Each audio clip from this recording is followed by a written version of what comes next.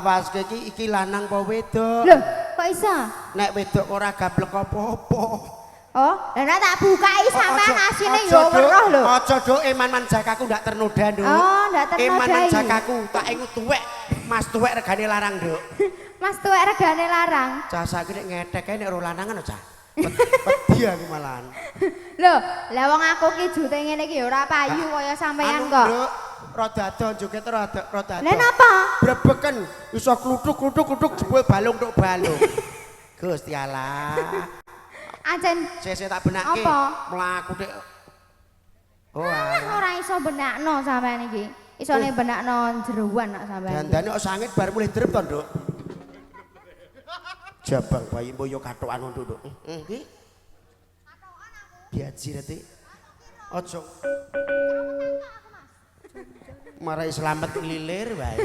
Anu le wira enak sepo sisane yoga. Oh, asline Mbah tuwa iki yo. Piye? Nggo jloki cah cilik kok senengane kok. Alah, omong golek pangane Nduk. Heeh. Syukur-syukur iso kepangan lah ya lumayan.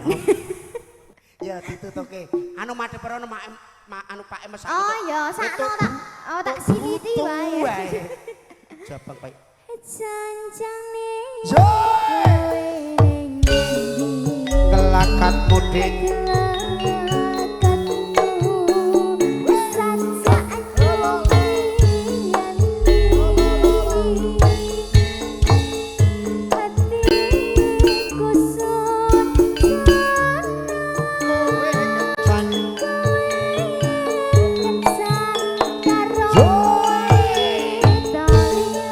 Mantar Prakoso Wijaya lali jagene kantor AWC Sontinson ugi SD Sinema Multimedia.